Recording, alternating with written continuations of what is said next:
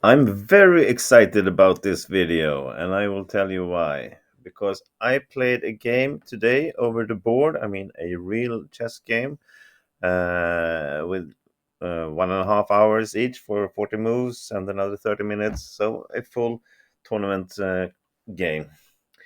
And I won. And this study, which I put up here, is almost exact as my game. So I made this up. I just made a few minor changes to my game, and I will tell you why and show you how what I changed. But I will do it after you solve this, because this is I made this into a study, and it will follow my game also. And I played right, and I'm very happy about it. Those of you have that follow me maybe have seen my studies from Nikolai Grigoriev, who is generally known as the master of pawn endgame studies. And during this whole endgame, which was a lot longer than what we see here, I was just thinking to myself all the time, what would Grigoriev do now? What would Grigoriev do now? Play like him, play like him. And I really did it. And I played it perfectly. I will not show the whole end game because it was a draw, but my opponent made an error, which invited me into this position from where I won. Okay, enough talk now. White is on the move and winning. Can you see how? Think about it, pause the video, and I will show you the solution. All right, here we go. Well, white have 2 pawns, black has 3, but there's some things talking for us because we have the tempo. We will reach the promotion before him. So the only move here from white now is h6. I would say the only move you can play g6, and you will be slightly better, but probably it will end in a draw. I'm not going to show you the whole variations. You will end up with a queen here, with this pawn against a queen, and 1 pawn up in a queen endgame is very hard. So it's a lot better to play h6. Now black can do some things. He can move this pawn, but best is just to take here right away, which my opponent did also. And now, what is white playing now to win? If we take here on h6, it's a draw. We cannot take this. We have to play g6. And I saw this and I made it in the game, and I was so happy about it because this is how I won. So why? Well, we will soon see why. Now black has some technique defense, playing f2, forcing my king away from the a file, which also happened in the game. He can do move the king or move the pawn, or just uh, promote right away. I think actually he made a king move first, where I played g7.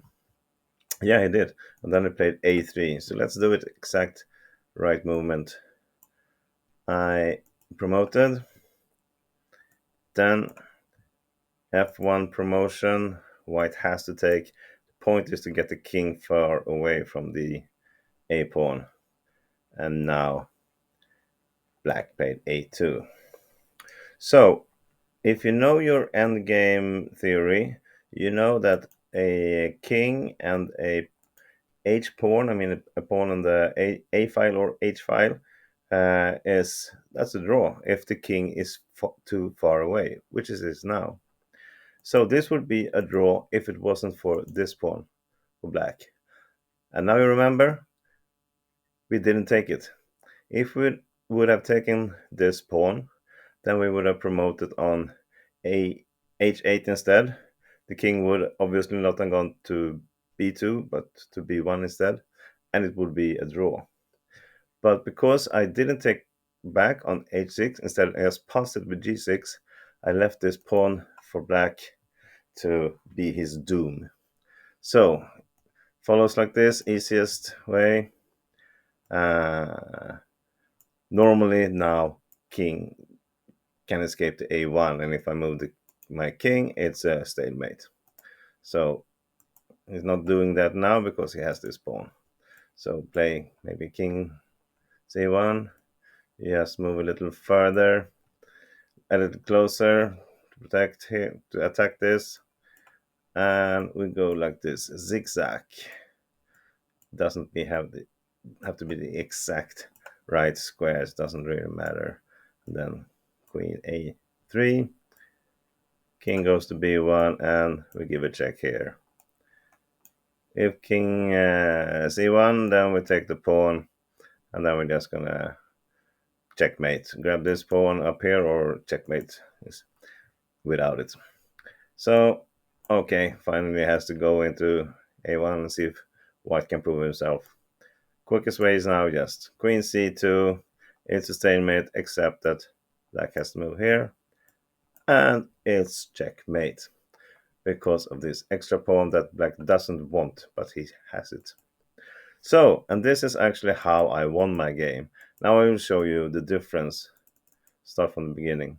The only difference with this I set up and the real game was that actually my king was on c2 and the pawn was on e3. But in this case, I can actually take back on h6 because the king ends up on e1 instead of f1, and I can win. It's a lot. It's not that easy. I mean, you win. You have to be some technical moves to do it. I'm not going to go through it in this video, but I played g6, and it's a lot faster to win. It saved me probably 20 minutes or so. So that was my game. Hope you liked it, and I hope you appreciated the lesson of endgame technique. So thank you for this, everybody. Come back for more. See you later. Bye.